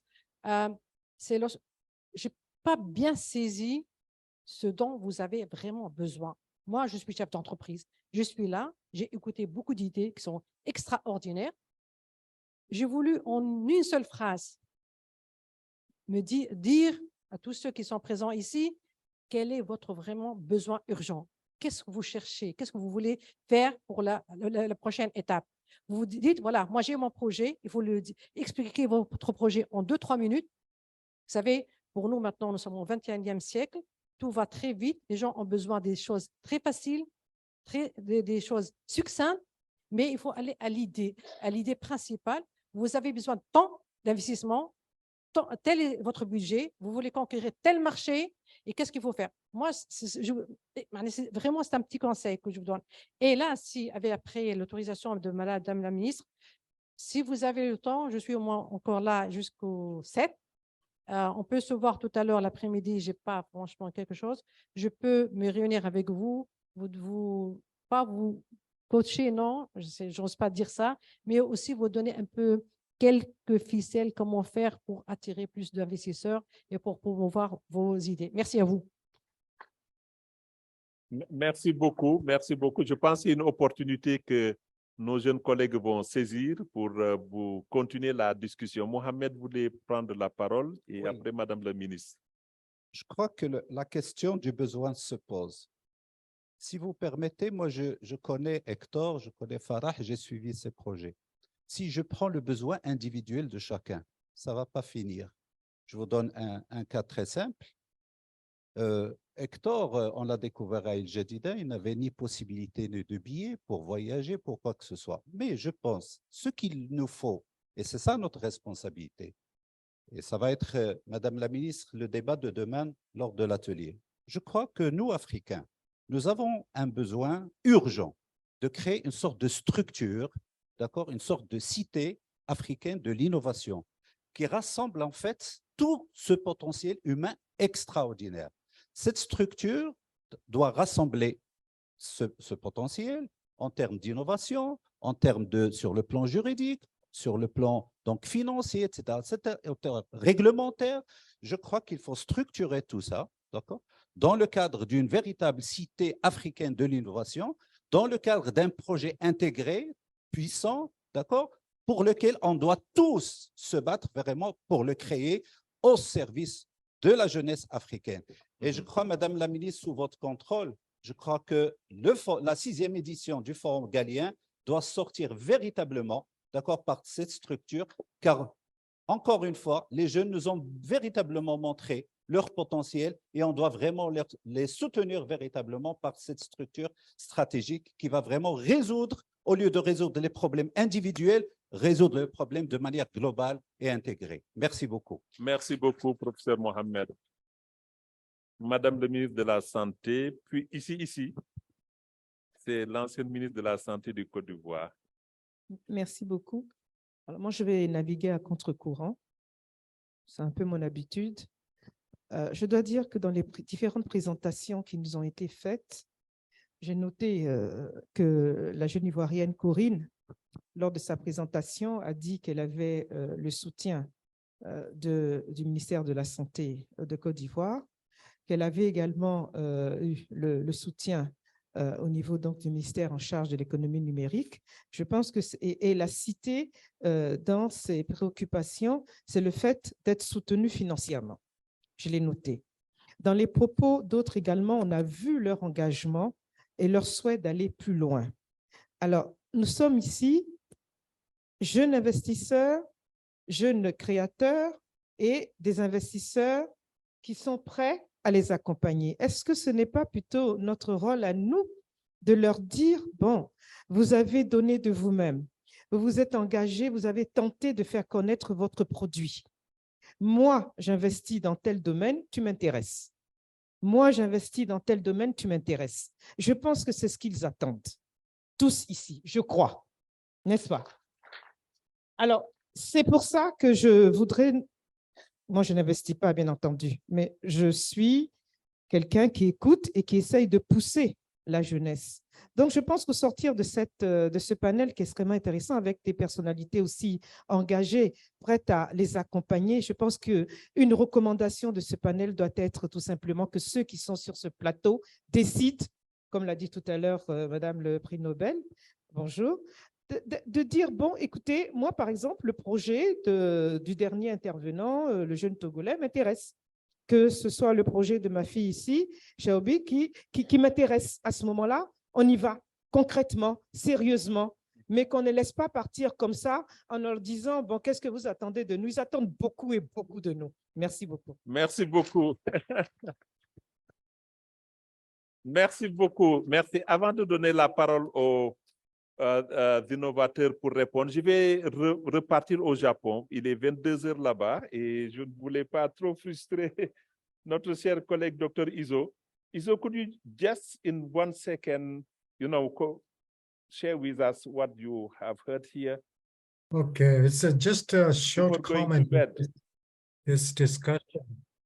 Yeah, as all of you understand, is mobile application, IT tech, and AI tech is promising right now in the near future. In the future, however, there's some we should recognize a pitfall and limitation for this. For example, even if there are many enterprises developing technique and application, most of them not well validated. So they should be validated by randomized clinical trial and well-designed one. And case series is not good enough, and so I think the government need to validate these applications very, very carefully. And also, even though that's imported, some good application developed by other country, they should import it. It also need to validate their own ethnicity and racial groups. It's very important. And also important is doctors' incentive. Even though it is a good application, doctor and patient, is a connection, application is validated, doctor's incentive is not good, very low. Doctor do not use it. So they didn't, is commonly used. So it's a number of patient for this using this application is not, advanced, limited. So I think it's the government need to make some incentive to provide the doctors incentive to use this application daily or regularly. So in one of the example in Japan, there's only application hypertension control program, doctor and patient connection communication program has been validated last year, and they published in the well good international paper. And 6 months ago, they are covered by health insurance. So that's maybe some processes that should be done in Africa too. Thank you. Thank you very much. Merci beaucoup. Ce que je voulais proposer, c'est de donner la parole en 1 minute à mon co-chair pour clôturer la session parce qu'on nous avait donné jusqu'à 13h15. Et après, surtout pour les innovateurs, de continuer la discussion avec les innovateurs. Je pense que Madame la ministre a bien conclu que ce serait bien qu'il y ait ce matching-là, que moi je suis intéressé par tel projet, par telle innovation, pour continuer la discussion autour du déjeuner et pendant les 3 autres jours de ce prix Galien-là. Donc, on aura le temps de continuer la discussion. Daouda, pour conclure, en 1-2 minutes. Merci beaucoup Salif. Vraiment, c'est très, très difficile de conclure des discussions aussi riches entre les jeunes innovateurs, mais aussi en fait les investisseurs qu'on a ici dans la salle, mais aussi en ligne. Mais ce que je pourrais dire, c'est que déjà, bon, je pense que ce qui est ressorti des échanges, c'est qu'il est extrêmement... On a tous reconnu l'importance en fait de l'innovation dans la lutte contre les maladies non transmissibles. Ça, je pense que ce n'est plus la peine de rappeler ça, c'est clair. Mais en fait, on a aussi compris le rôle fondamental que les jeunes innovateurs peuvent jouer dans ce combat. Et je pense que ce qui est vraiment rassurant aussi et intéressant, c'est que les jeunes innovateurs eux-mêmes n'ont pas attendu en fait qu'on les invite à s'adresser à ça. Donc, les présentations qu'on a vues aujourd'hui nous montrent en fait vraiment le potentiel qui réside en ces jeunes en termes d'innovation et en termes de lutte contre les maladies non transmissibles. Donc, ça, c'est clair. Mais je pense qu'aussi des interventions qu'on a vues des investisseurs, il est ressorti que quand même, il y a un certain nombre de préalables qui peuvent vraiment faciliter les mises à l'échelle, en fait, mais aussi l'innovation. C'est déjà, bien sûr, de formaliser, en tout cas, les projets, de telle sorte que, bien sûr, que les investisseurs soient intéressés à les appuyer.